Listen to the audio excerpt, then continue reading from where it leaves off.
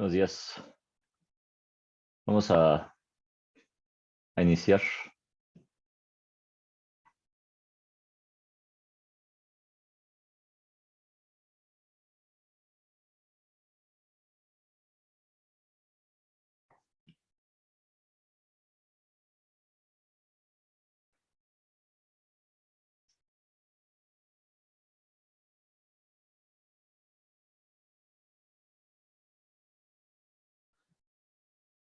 Listo, entonces la clase anterior nos quedamos con lo que son las correlaciones. También vimos los patrones de flujo, qué influyen los patrones de flujo. Y también vimos algunas correlaciones de flujo multifásico, ¿sí? Correlaciones de flujo multifásico, tanto vertical como horizontal. Ya en Classroom tienen también una serie de ejercicios que va a servir para entender mejor cómo funcionan estas correlaciones.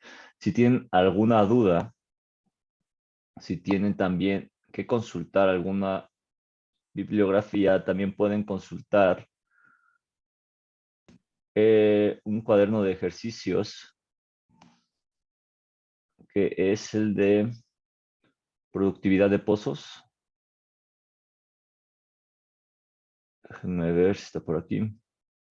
Si no, se lo subo más tarde, pero ese también lo pueden consultar y ahí vienen ejercicios que van a poder también, que vienen ejercicios resueltos y vienen ejercicios de flujo multifásico, entonces le va a servir para resolver también ejercicios que tengan para otras materias. ¿Ok? Entonces, vamos a continuar. Nada más les aclaro aquí cómo funcionan estas gráficas, porque van a tener que usarlas en algún momento de su vida, sobre todo en la materia de flujo multifásico y en un ejercicio de productividad de pozos que les dejé. Entonces, ¿cómo funciona? Tienen que determinar estos factores o estas F1, F2, F3 y F4. Entonces, ustedes matemáticamente van a calcular NL, ¿sí? Que es el número del líquido. Entonces, vamos a suponer que el número del líquido les da 1, ¿sí? Que aquí está. Y entonces te dicen, bueno, la correlación te pregunta, para poder usar esa correlación, cuáles son los factores de F1, F2, F3 y F4. Entonces, sabes que tú llegas aquí con NL, que te dio 1, NL igual a 1, ya la calculaste matemáticamente, y entonces entras en el número 1. Y entonces te vas a cortar 1 con lo que choque aquí con las curvas de F1, F2, F3, F4. Entonces, si NL es igual es igual a 1, F1 sería, cortas aquí, y luego te desplazas a la izquierda y entonces el valor de F1 sería aproximadamente este que está acá, que son 0.2,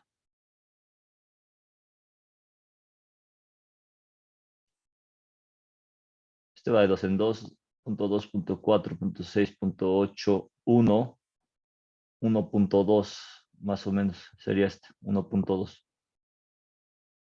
1.2, 1.4, 1.6, 1.8 y 2. Va de 2 en 2. Va de 1. Va de 0.2 en 0.2. Entonces F1 sería 1.2. F2 sería igual, cortas aquí. Acá está. 0.2, 0.4, 0.6, 0.8. 0.8 de... Ups, la cosa luego escribe mal. 0.8, más fácil. Y para 0.3, por ejemplo, sería, ya que cortaste acá, entonces sería este valor. Sería,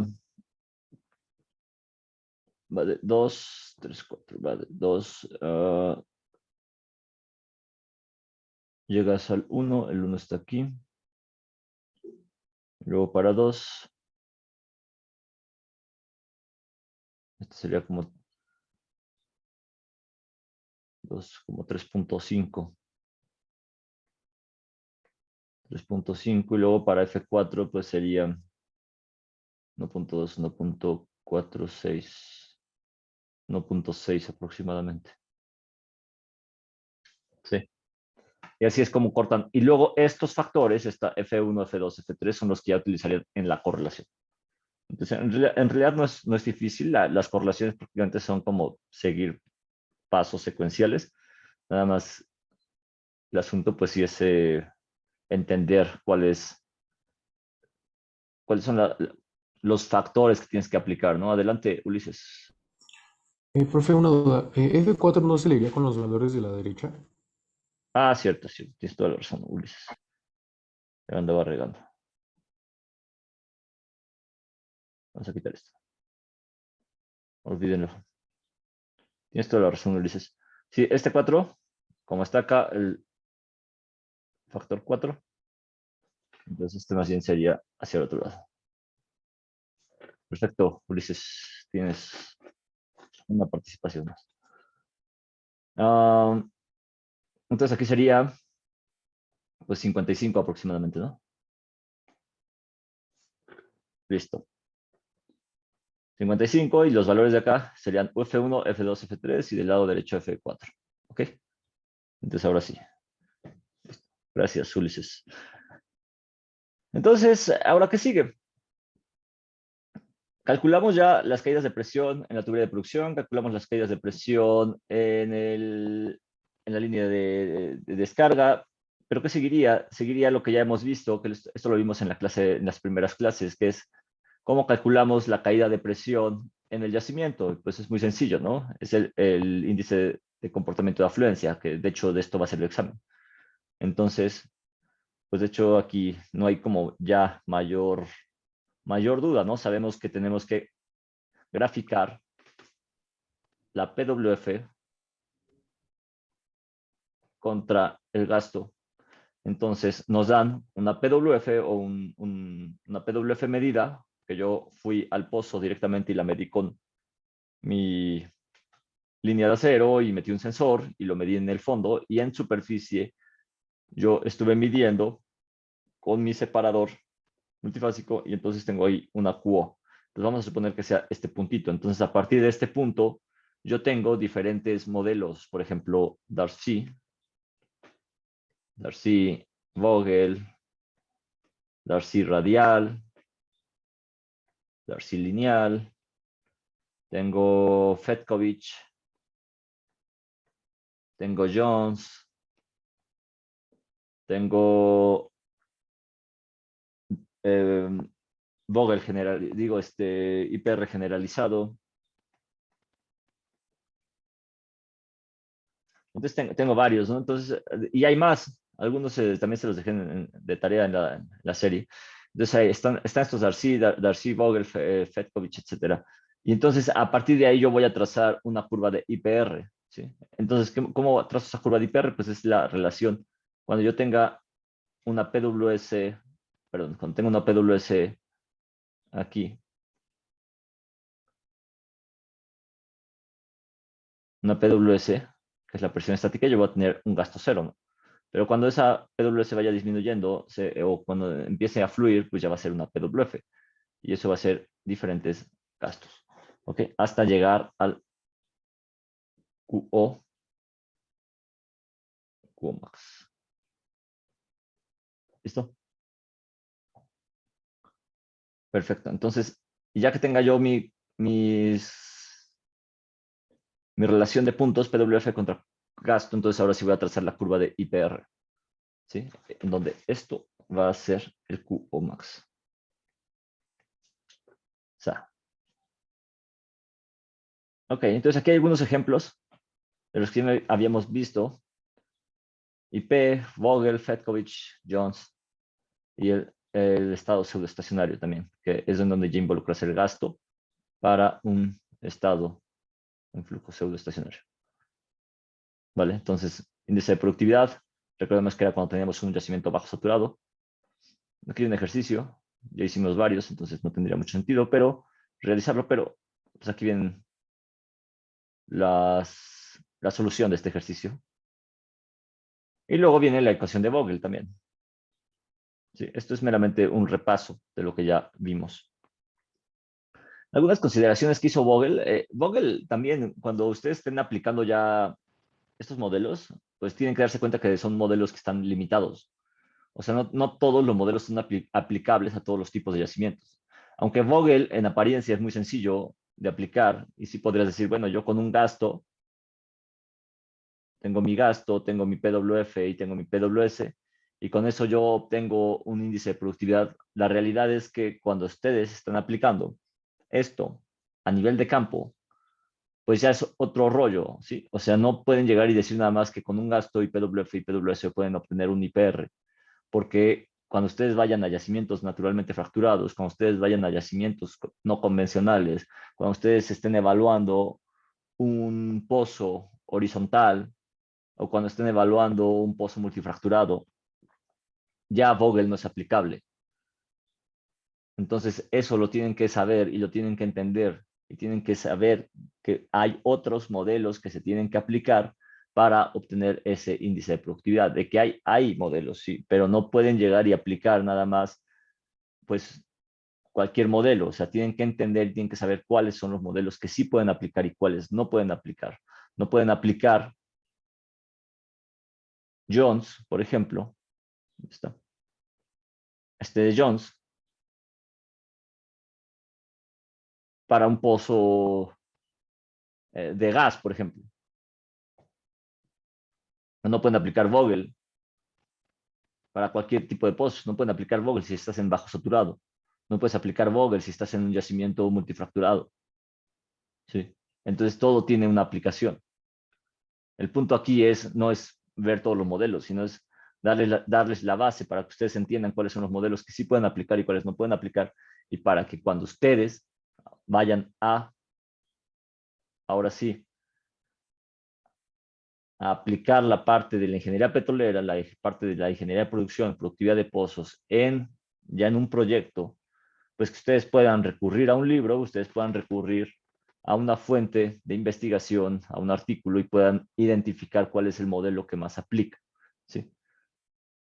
Habrá quien dirá, y me ha tocado bastantes hasta compañeros, amigos, que de repente dicen, pues es que lo que ya cuando estás trabajando es totalmente diferente a lo que te enseñan en la universidad, o es que lo que te enseñan en la universidad no sirve. ¿Cómo no va a servir si es lo que te da la base para poder entender qué es lo que vas a hacer cuando estés trabajando? Y es lo que te da la base para que tú puedas investigar y tú puedas comprender e ir más allá de lo que se te enseñó en la universidad. En la universidad no se te va a enseñar a hacerlo todo. Eso es imposible. No daría tiempo. Lo que hay que entender es que se genera un pensamiento crítico y un pensamiento de investigación y un pensamiento de razonamiento para que pues cada quien pueda desarrollarse y continuar investigando y comprendiendo lo que está haciendo. Para eso es la universidad también. ¿Ok? Entonces, esto es algo de lo que ya habíamos visto. Algo que también es importante entender es que nosotros vamos a formar esta curva de IPR. ¿Ok? Curva de IPR, presión contra gasto. Y a esto nosotros lo vamos a llamar, si tuviéramos el nodo solución en el fondo, curva de inflow. ¿Sí? Ya en el análisis nodal así lo vamos a llamar. Entonces, todo lo que vimos anteriormente, que es la tubería de producción, la línea de descarga, bueno, ya hasta llegar al separador, a eso nosotros lo vamos a llamar curva de outflow, que va a ser esto. Así es como vamos formando esto. ¿Ok? Esto ya pasando a lo que es el gradiente de presión o la curva de outflow, que es lo que les estaba comentando. ¿Cómo lo vamos a determinar? Nosotros tenemos diferentes correlaciones y ustedes van a ver estas gráficas. Estas gráficas en realidad ya no se usan, ya se usan, hoy en día se usa software. Sin embargo, es importante saber para qué son estas gráficas. Tenemos diferentes correlaciones que sustituyeron a estas gráficas. Entonces son correlaciones, por ejemplo, de Donson Ross, Arkichevsky, Hagedorn and Brown, etcétera. Y entonces, estas gráficas lo que te dicen es, a ver, hace algunos años hubo estos mismos autores que están aquí, hicieron sus experimentos en pozos o en sus loops, hicieron estos experimentos y de repente pusieron sensores y dijeron, a ver qué pasa si yo tengo una tubería de 3.958 de diámetro interno, ¿ok? Y luego tengo un gasto de líquido de 10.000 sin fracción, es decir, sin agua, una fracción de agua igual a 0, con un gas de gravedad específica de 0.65, con una gravedad del aceite de API de 35. La gravedad específica del agua fue de 1.07 y la gravedad, la temperatura de promedio de flujo fue de 150 grados Fahrenheit. Entonces, lo que hicieron estas personas o estos autores generaron en ese pozo diferentes puntos. Entonces, vamos a suponer que a estas condiciones que están aquí, dijeron, ¿sabes qué? Ahora vamos a variar la relación gas-líquido o gas-aceite. Entonces, vamos a variar esa relación y con base en esa relación, entonces nosotros vamos a ir generando diferentes puntos, ¿no? Entonces, vamos a suponer que utilizamos una relación gas-aceite de 5.000, ¿no? Barriles por, digo, pies cúbicos por barril. Entonces, de repente dices, bueno, a esta presión y a esta profundidad, yo con una relación gas-líquido de 5.000, tengo este puntito. Luego, si yo me voy 2.000 metros más abajo, yo obtengo este puntito. Si yo me voy 4.000 metros más abajo, obtengo este puntito. ¿Sí? Entonces yo me voy ahora a 6.000 y obtengo este punto. Me voy a 7.000 o a 8.000, obtengo este punto. A 10.000 obtengo este punto. A 11.000 obtengo este punto. A 12.000. Y así se fueron, ¿no? Llega un punto en el que ya dices, ¿sabes qué? Bueno, ya tengo la correlación, ya tengo un ajuste matemático y ya nada más lo que hago es extrapolarlo, ¿no? Pero mucho de esto se hizo en laboratorio. Vamos a suponer que está así, que son estas mismas curvas que están aquí. Vamos a darle un zoom in a esto. Y observen, aquí está. Está la relación gas-líquido. ¿Sí? Aquí está. Entonces, aquí están los valores de RGL o RGA que estábamos calculando. Entonces, observen como 100, 200, 300, 400, 500. ¿Sí? Son estos que están aquí. ¿Por qué es importante esto? Porque esto nos está mostrando cuál es el comportamiento que tendría el gradiente cuando yo incremento o disminuyo el gas. ¿Qué está pasando aquí? Si yo tengo, observen, 0 de relación gas líquido o 100 de relación gas líquido, observen cómo la curva que tengo trazada se está cargando al lado derecho. ¿Por qué está ocurriendo eso? Porque se vuelve muy pesada la columna. En cambio, si yo le meto más gas, si yo incremento la relación gas-aceite, entonces esta curva empieza a cargarse al lado izquierdo. ¿Por qué? Porque la columna se empieza a aligerar.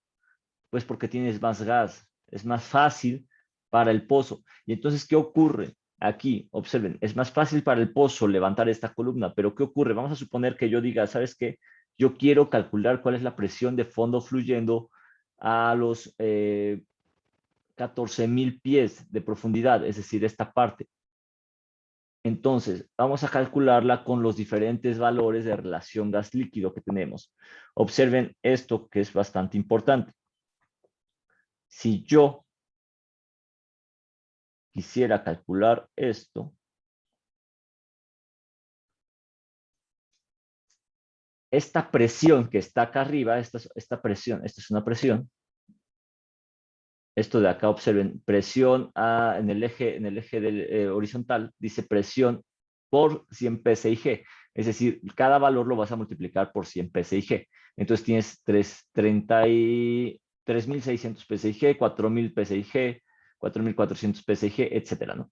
Entonces, lo que nosotros vamos a hacer es de donde yo tracé la línea, suponiendo que yo tuviera una relación gas líquido de 100, entonces la presión de fondo fluyendo sería aproximadamente de 50 PSIG, ¿sí? Es decir, 50%, es decir, 5.000.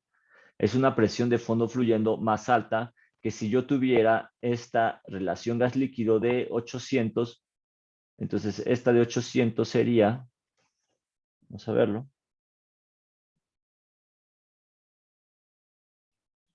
es decir, esta de 800 sería por acá, y si yo subo, pues me da más o menos como,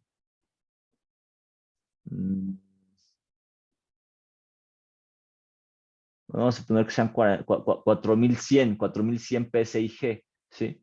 Es decir, de un lado me dio, ¿cuánto? De 100, me da estos como 5200 y en el otro me da 4100. ¿Qué está pasando? Que la presión de fondo fluyendo se incrementa en la medida que tienes una columna más pesada. ¿Por qué? Bueno, más bien, ¿qué implica eso? Recordemos que el IPR, mientras menor sea la presión de fondo fluyendo, ¿qué pasa? Pues mayor es el gasto. ¿Ok? Entonces, si tú tienes una presión de fondo fluyendo muy alta, vas a tener menor gasto que si tú tuvieras una presión de fondo fluyendo mayor.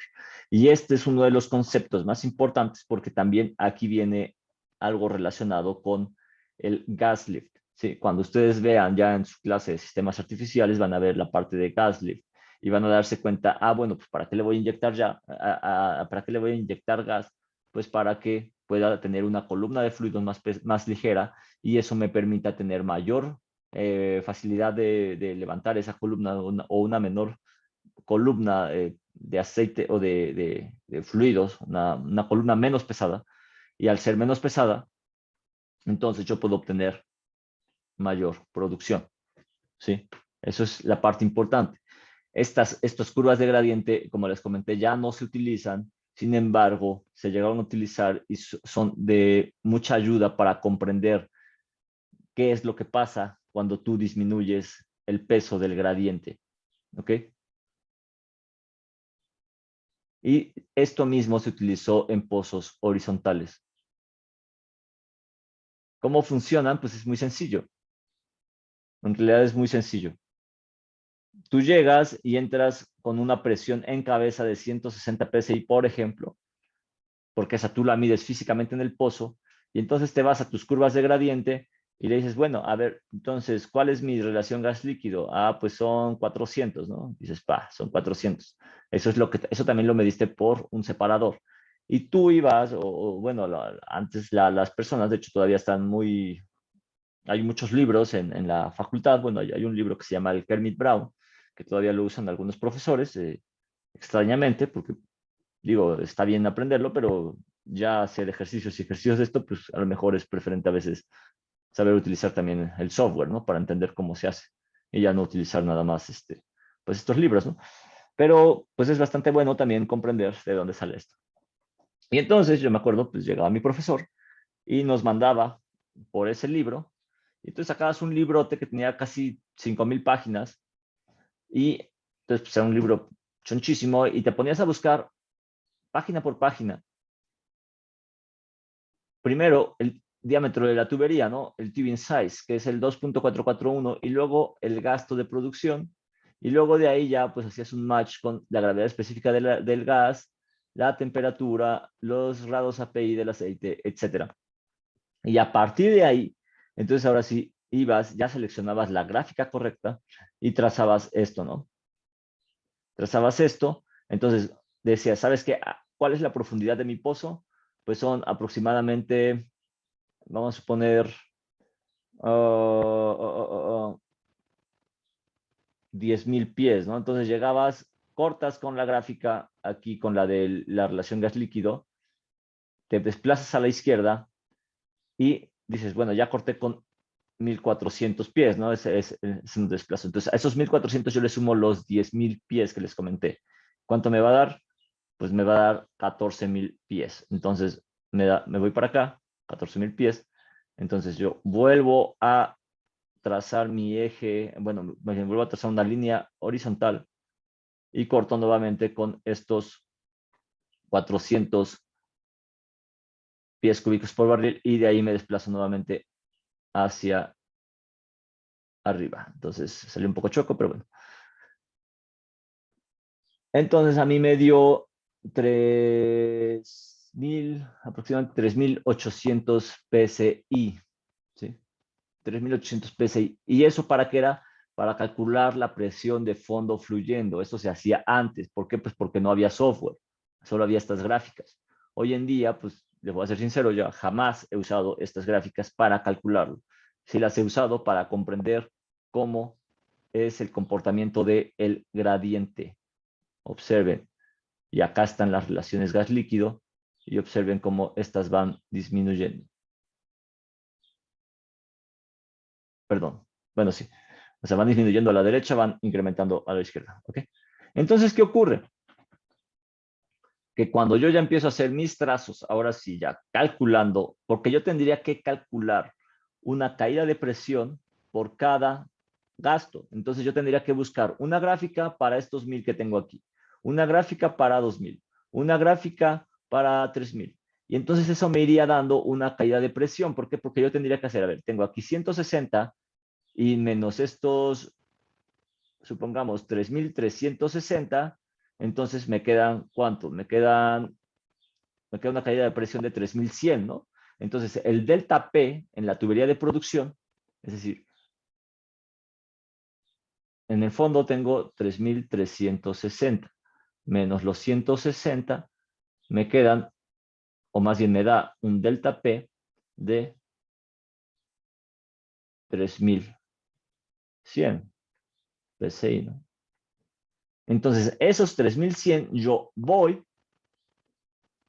y yo los grafico. Entonces yo digo, ¿sabes qué? A ver, para una presión de fondo fluyendo de 3.360 como la que yo tengo aquí en esta parte, entonces le corresponde un gasto de 1.000, ¿sí? Esta gráfica que está aquí no corresponde con lo que está del lado derecho, ¿no? Pero sería esto para acá, esto para acá. Aquí habría un puntito. Entonces yo tendría que buscar otra gráfica que fuera de 1.500, por ejemplo, y me tendría que dar por acá. Y luego otra gráfica que fuera de 2.000, ¿no? Entonces me tendría que dar por acá. Y así me la tendría que llevar, luego otra de 500 y luego esto, ¿no? Si no, nos tendríamos que ir hasta que me diera la curva, esta curva. ¿Sí? Para eso da esta palomita. ¿Qué pasa aquí en este cambio, en este punto de inflexión? Pues no es otra cosa más que lo que te está diciendo es, sabes que, a ver, si tú tienes una producción muy baja, tú vas a tener una caída de presión, pero ya no por efecto de fricción, sino vas a tener una caída de presión por efecto de colgamiento. ¿Por qué? Porque tú tienes una tubería de 2.441 y si tú tienes una producción de 50 barriles, esa tubería va a ser muy grande y entonces te va a causar un efecto de colgamiento. ¿Qué habíamos dicho que es el colgamiento? Bueno, pues que el volumen del líquido que ocupa una sección aludida de la tubería. En realidad no es que se cuelgue algo, eso es un término nada más que se dio por la traducción por la traducción en inglés, ¿no? Que se llama hold up. Pero en realidad pues no es que exista un colgamiento per se de líquido, no más bien es porque hay una acumulación de líquido que está fluyendo, pero no ocupa la tubería completa, entonces pues por eso se le llama colgamiento, ¿no? Y entonces ya tracé mi curva de outflow. Si yo en esta misma gráfica trazara una curva como la de IPR, pues entonces me podría quedar algo así, ¿no? Y a eso yo le llamaría curva de inflow. Es decir, que yo tengo que estar trazando dos curvas en la misma gráfica. Al hacer eso, pues ahora sí yo tengo un punto de intersección. ¿Ok? ¿Cuál es el punto de intersección? Este es el punto de intersección. ¿Qué significa ese punto de intersección? Pues significa que existe una presión de fondo fluyendo que yo fui a medir físicamente al pozo y un gasto que también medí físicamente en el pozo. Entonces, ¿cuál es ese punto? Es el punto de operación, no es el punto óptimo. El punto óptimo es en donde tienes menor caída de presión. Esto es un punto de operación. El punto de operación es el que yo medí en el pozo y entonces yo con mi sensor lo puse ahí y me dio una PWF y un gasto. ¿Okay? Y a eso yo le llamé punto operativo. Entonces eso o le hago un match tanto con mi curva de IPR como con mi curva de outflow, que son las curvas de gradiente. ¿Listo? Y aquí está, ¿no? Esto es lo que yo les comentaba. Para un valor de un gasto, de una presión de fondo fluyendo 1 y un gasto, yo busco una gráfica. Luego, para un gasto 2 y una presión de fondo fluyendo 2, yo busco otra gráfica. Y así me la llevo, ¿no? Como les comenté, esto hoy en día ya no es una práctica común, pero observen cómo van variando los gastos. Aquí el punto también que quiero que vean es para qué sirve estar variando estos gastos, porque al final el software, cualquier software, Pipezim y Prosper, Wellflow, todo este tipo de software tiene el mismo fundamento. Se basan a partir de estas correlaciones que fueron generadas por Hagedorn and Brown, por Orchesky, por Bexambril, etcétera, ¿no? Entonces, lo que hace es pues, ir trazando puntitos, puntos, puntos, puntos, puntos, puntos, puntos, puntos. ¿Ok? Y esto al final nos va a dar esta curva que está acá. Perfecto. Esto es lo que les estaba comentando. Sí. Exactamente lo mismo. Primero trazo una curva de IPR. Algunos le llaman oferta. A mí no me gusta llamarle oferta. Yo prefiero llamarle inflow o entrada. Y luego para la curva de outflow. Listo. PWH, PWF. Esta es la curva. Le llaman demanda. Estos son términos algo... bueno, a mí no me gusta llamarles. Nosotros en México vamos a nombrarlo también gasto. No lo llamen caudal. Si ustedes en el examen me ponen caudal, va a estar mal la pregunta. Se le llama gasto en México. Sí. Eviten usar estos regionalismos cuando estén resolviendo ejercicios y cuando estén haciendo alguna investigación. En Venezuela, en Colombia o en todo lo que es el sureste de América, en la parte sur de América, perdón, pues le llaman, por ejemplo, a las varillas de bombeo mecánico, le llaman cabillas, le llaman reservorio, le llaman, por ejemplo, si está depresionado, le llaman depletado. Pero bueno, eso lo hacen allá. Cuando ustedes estén investigando y haciendo sus trabajos, entiendan que aquí en México utilizamos otros tecnicismos. Ok. Entonces, ¿qué ocurre? Cuando nosotros estamos en un software, utilizando un software y vamos a trazar la curva de gradiente, lo que hace el software es, ok, tú te trazaste una curva de gradiente y el software lo que hace es dividir las tuberías en secciones. Al dividir las tuberías en secciones, entonces lo que va a hacer es calcular el delta P en cada una de estas secciones. Eso lo hace cualquier software, ¿sí? En realidad, cualquiera de ustedes podría hacer o generar un software, que en realidad ya está hecho, ¿no? O sea, es algo complejo, pero sí se puede, ¿no? Incluso se puede hacer una macro de Excel. Ok, entonces, listo. Vamos a ver esto cómo funciona. Suponiendo que yo coloco el nodo solución en el fondo, yo tengo una curva de IPR. ¿Cuáles eran los componentes que integraban el nodo solución en el fondo? Recordemos que era la PWS menos la PWF y me daba la caída de presión en el medio poroso, que eso es igual a la IPR. Y luego la curva de outflow lo que hace es considerar la caída de presión que tienes en la tubería de producción, es decir, delta P en TP, la caída de presión en el estrangulador, la caída de presión en la tubería en la línea de descarga y más la presión en el separador. ¿Okay? Y eso me da la curva de outflow, que es esta roja. Ahora bien, ya hablamos de todas estas caídas de presión, pero hay otra caída de presión que está aquí implícita, ¿no? Que es el flujo en estranguladores. ¿Qué ocurre? Obviamente, ya revisamos también que es un estrangulador. Entonces, sabemos ya cómo calcular la caída de presión en el yacimiento, que es con Vogel, que es con modelos de IPR, etcétera. Luego, sabemos ya cómo calcular la caída de presión en la tubería de producción o en el pozo, que son cuáles modelos. Pues bueno, son los modelos de Bex-Ambril, de Mocker-Jambril, Arkichesky, Fanningham, ¿cuál otro? Se me está yendo. Don Ross, Hagedorn and Brown. Ok, listo. Entonces ya tenemos forma de calcular la caída de presión en dos componentes. Nos falta un componente más, que es el que está arriba. E incluso ya sabemos también, o bueno, ya vimos parte de la teoría de cómo calcular la caída de presión en la tubería horizontal, que pues son prácticamente, por ejemplo, son Eaton, de igual manera Bex-Ambril, Doppler. Son algunos de las correlaciones que vamos a utilizar para la línea de descarga, ¿no? Caída de presión. Pero nos falta la parte de los estranguladores. Entonces, ¿cómo voy a calcular la caída de presión en el estrangulador? Ok, entonces vamos a verlo.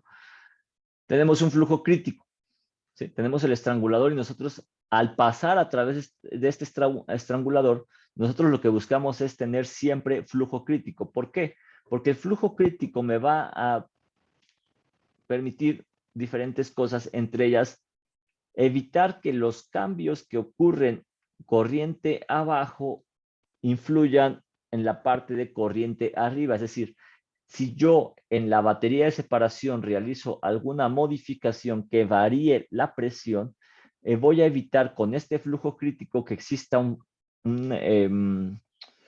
flujo inercial, o más bien una inercia en la energía que me rebote la onda hacia el yacimiento y luego ese yacimiento me la vuelve a rebotar hacia la superficie, y lo que hace es, una, me daña el yacimiento, y dos, me daña las instalaciones superficiales. Entonces, al tener un flujo crítico, yo estoy buscando reducir eso. ¿Cómo obtengo el flujo crítico? Bueno, no es otra cosa más que por alguna correlación se determinó esto. Esto ha ido cambiando, esto ha ido variando. La determinación para el flujo crítico ha ido modificándose, ¿sí? Pero nosotros vamos a ver esta parte que es como el fundamento, más bien no es la base, y de ahí ustedes podrán después entender cómo se ha ido modificando este flujo crítico. ¿Ok? Entonces, ¿qué es lo que me dice? Lo que me dice es que para tener flujo crítico, yo necesito tener que la presión en cabeza, es decir, la presión corriente arriba, o lo que llega a este lado, sea aproximadamente 2 veces mayor que lo que tenemos presión corriente abajo. ¿Ok? Entonces, si yo completo esta relación, que prácticamente este punto 52, pues se refiere a eso, ¿no? Sí, entonces si yo completo esta relación, PE, que es la presión corriente abajo, respecto de la presión corriente arriba, tendría que ser menor o igual a 0.5283 para obtener un flujo crítico. Perfecto. Entonces,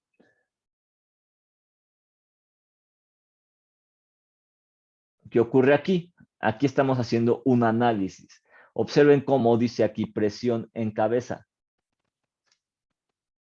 A esto se refiere a que yo coloqué el nodo solución en la cabeza. Vamos a recordar que cuando yo coloco el nodo solución en la cabeza, ¿cuáles son los componentes que me forman la curva de inflow? ¿Quién me lo dice? Si yo colocara el nodo solución en la cabeza.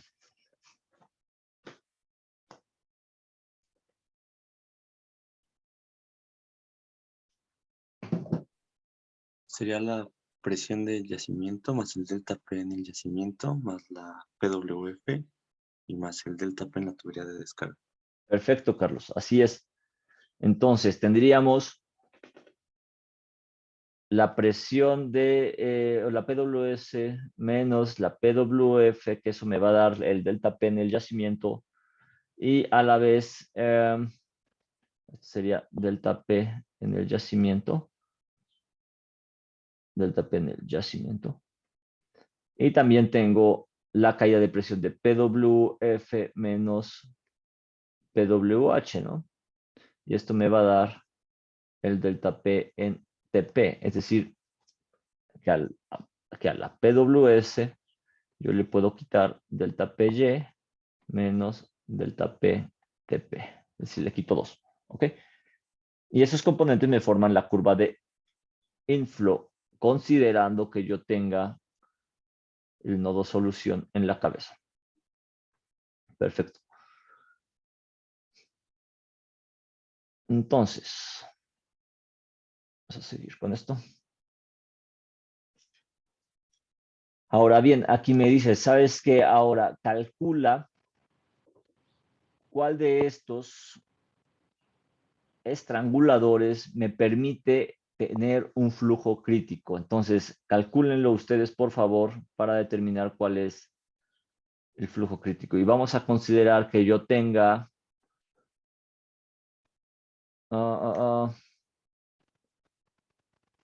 aquí me está dando que es una presión en la tubería de producción, es decir, una presión en la cabeza de 28 kilogramos por centímetro cuadrado, más bien una presión en la línea de descarga de 28. Vamos a suponer que yo tenga 18 kilogramos por centímetro cuadrado en la línea de descarga, es decir, en la presión corriente abajo. ¿En cuál de estos, más bien, cuáles de estos estranguladores me permitirían tener flujo crítico? ¿Cuál sí y cuál no? A ver, háganlo, calcúlenlo por favor. Nada más, a ver, les muestro nuevamente cuál era la relación, que es esta PE entre PWH menor o igual a 0.5283. Entonces, PE entre PWH menor o igual a 0.5283. Ahí está. Entonces, ¿cuál sí está en flujo crítico? ¿Cuál no está en flujo crítico? Considerando que PE, o que sería la presión en la línea de descarga, sea igual a 18.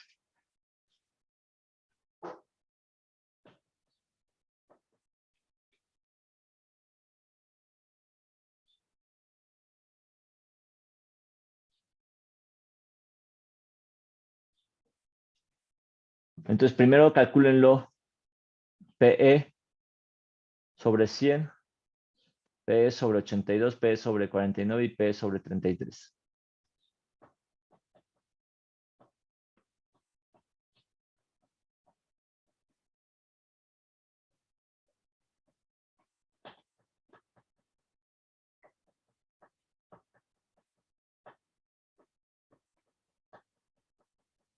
¿Quién lo tiene?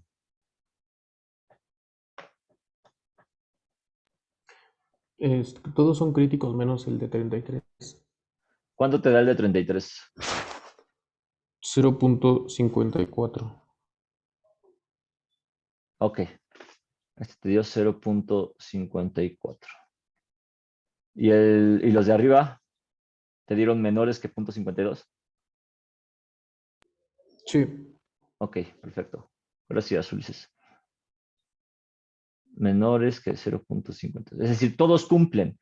O sea, aquí lo que yo tengo que hacer es, ok, yo le voy a meter un estrangulador o yo voy a ampliar el estrangulador, yo quiero tener mayor producción, yo tengo que hacerlo con un sentido de administración del yacimiento, de administración de la energía del yacimiento. Yo no puedo llegar y nada más meter el estrangulador que se me ocurre y nada más tratar de ampliarlo, ¿sí? Entonces, lo que yo tengo que hacer es evaluar si está en flujo crítico o no está en flujo crítico y bueno, más bien, cuánto le voy a sacar de producción para que pueda hacer o pueda administrar bien la energía del yacimiento. Entonces aquí lo que pasa es, si yo le meto este estrangulador tan grande, a lo mejor voy a obtener mucha producción en el corto plazo, pero la verdad es que yo voy a dejar de recuperar mucho líquido o mucho volumen de aceite. Entonces, yo tengo que evaluar cuál es el que más me conviene. Por flujo crítico yo podría meterle el de 1/4, el de 3/8 o el de media pulgada. Sin embargo, para administración del yacimiento, al menos yo por experiencia, yo metería este de 3/8. Si acaso, evaluando ya con un análisis nodal más específico o más ya a detalle, podría meter este de 1/4. ¿Sí? Pero yo estos dos los descartaría definitivamente. ¿Ok? ¿Y cuánto me va a dar de gasto? El de 1/4 me daría 448 barriles por día y el de 3/8, 628 barriles por día. A veces, desafortunadamente, pues esto de la producción obedece a intereses de, pues, que ya no son meramente técnicos, ¿no? Que son más intereses, pues, económicos. Y entonces, bueno, pues te exigen o piden mayor producción. Sin embargo, pues esto puede dañar mucho el yacimiento y dejar un volumen muy alto en el fondo. Desafortunadamente, hay quien, pues, desconociendo este tipo de situaciones, pues pasa por alto la administración de un yacimiento. ¿Para qué es el estrangulador? Para mantener un gasto de producción adecuado, para mantener una contrapresión suficiente y prevenir la entrada de arena. ¿Por qué? Porque tú estás disminuyendo la velocidad de la arena para que no la arrastres, ¿no? Protege el equipo superficial, previene la conificación de gas. ¿Por qué? Porque también disminuye la velocidad del gas. Entonces, pues prácticamente tú puedes hacer que los dos fluidos viajen a la misma velocidad, es decir, el líquido y el gas, y pues que no exista esta conificación de gas. Lo mismo para la conificación de agua, ¿no? Y lo que permite también es explotar el yacimiento de una manera más eficiente. Está el ejemplo del pozo Cerro Azul 4, que durante algún tiempo, cuando este pozo se descubrió, no tenía estrangulador, tuvo un reventón y pues prácticamente fluyó, si ustedes lo investigan, casi sin estrangulador, 100,000 barriles a través de una tubería normal, sin un estrangulador. Ha sido uno de los pozos pues que ha aportado más. Con ese pozo se descubrió la faja de oro y ese potencial creó un daño ambiental enorme. 100,000 barriles por día, o sea, no es mentira, está documentado. Búsquenlo. Incluso el Cerro Azul 4 sigue fluyendo hoy en día, tiene hasta un monumento ahí en Cerro Azul, y es como un sitio emblemático, ¿no? Para el pueblo de Cerro Azul. Entonces, eh, ¿qué más? Ok, flujo a través de estranguladores. Entonces, así como hay correlaciones de flujo multifásico vertical y flujo multifásico horizontal, pues hay correlaciones para estranguladores. ¿Cómo funcionan estas correlaciones? La verdad es que son muy sencillas. Tienes una P1, que es la presión corriente arriba, es la que estábamos viendo, que está aquí el estrangulador, esto es PWH, y esto es la presión en la línea de descarga, o también le llaman PE, ¿no? Entonces, esto es la presión corriente arriba, que sería la P1. Esta A es una constante de alguna correlación, la B es otra constante y la C es otra constante. QL es el gasto del líquido. Recuerden que el gasto del líquido es aceite más agua, ¿sí? Tienen que sumar el agua también. Luego tienen una R, que es una relación gas-aceite, y un diámetro. El diámetro tiene que estar en 64 avos. Es decir, que si yo digo 8, ya está en 64 avos. Si yo digo 16, ya está en 64 avos. ¿Por qué? Porque el diámetro de un estrangulador es muy pequeño, por eso está en 64 avos. Ahora bien, las correlaciones que se generaron para estranguladores son las siguientes. Son Gilbert, son Ross, son Baxendale y son Aiken. ¿Ok? Entonces, cada uno de estos autores generó una correlación y dijo, ¿sabes qué? Para mí la A vale tanto, para mí la B vale 0.54, para Ross vale 0.50, para Baxendale vale 0.54, para Aiken vale 0.65, etcétera, ¿no? ¿Cómo funciona esto? Bueno, es muy sencillo. Por ejemplo, vamos a hacer este ejercicio. Determinar la PWH, es decir, la P1, que requiere el pozo para poder fluir a un gasto de 480. Si quieren, compruébenlo aquí. Sustituyan 480 en QL con un diámetro de estrangulador de 39,64 avos. Como ya está en 64 avos, yo tengo que meter directamente el 39. Y una RGA de 300 pie cúbico por barril con el método de Gilbert. Entonces, 300 pie cúbico por barril, tomo aquí la R y la meto también aquí, ¿no? 480, ta, ta, ta. Luego la A, ¿Cuál A voy a tomar? Voy a tomar la de Gilbert. Y entonces aquí me dice, a ver, ¿cuánto vale A para Gilbert? Vale 10. Lo pongo acá. Luego me dice, a ver, la B vale 0.54 para Gilbert. Les pongo acá 0.546 o 0.546. Y luego me dice que para C, para Gilbert, esa vale 1.89, que es lo que yo pongo aquí.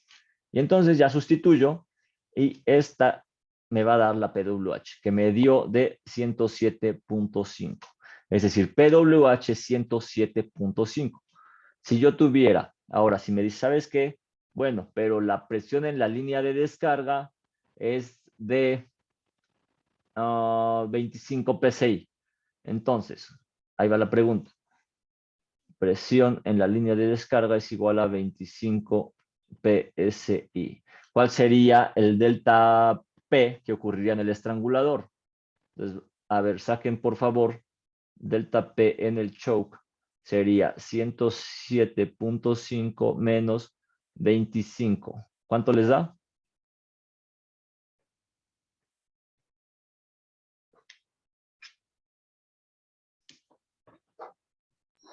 82.5.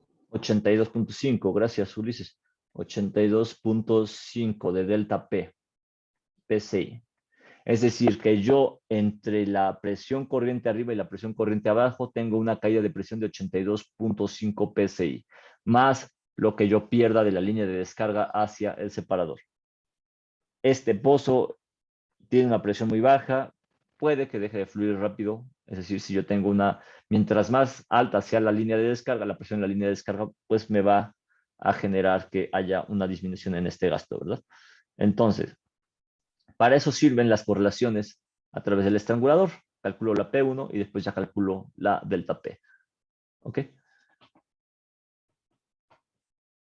Entonces, aquí, esto es sin estrangulador. Observen el gasto. Cuando yo le pongo una restricción al flujo, obviamente yo ya tengo un gasto menor, pero ya estoy pues prácticamente administrando la energía del yacimiento.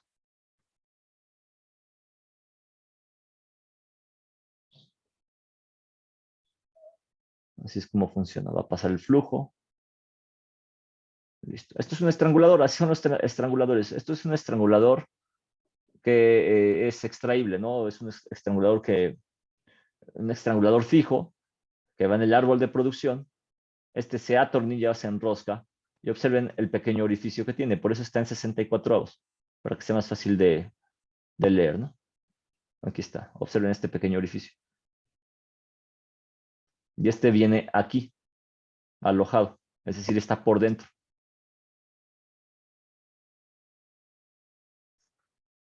¿Ok? Y listo. Tendríamos pendientes nada más la parte de la aplicación del análisis nodal, que eso ya lo veríamos de esta clase que viene, que es el miércoles, es el examen A, el siguiente es puente, ¿verdad? El 15, entonces sería el 17. Sería el 17. Ok, la tendríamos que ver el 17. O denle una leída también. Eso ya es bastante sencillo, la parte de aplicaciones de análisis nodal. Entonces no hay mucho problema. ¿Cómo se les voy a pasar? Creo que ya tienen la presentación.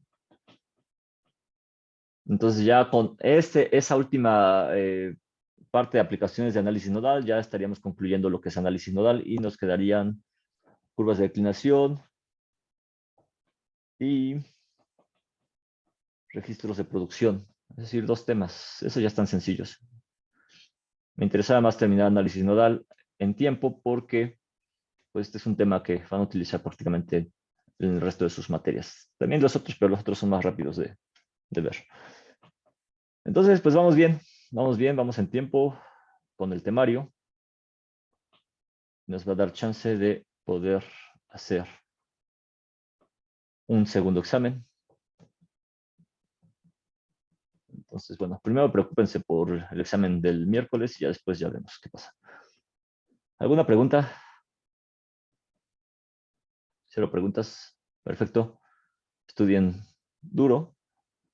Nos vemos el próximo de este miércoles al que sigue. El examen se los voy a hacer llegar por Classroom. Ya vía Classroom ustedes sabrán cómo responderlo. Va a ser un Google Format. Y entonces ahí vendrán las instrucciones. Respóndanlo en tiempo y forma. Recuerden que si se exceden, aunque sea por un minuto, ese examen ya no es válido. Entonces, procuren enviarlo a tiempo. ¿Ok?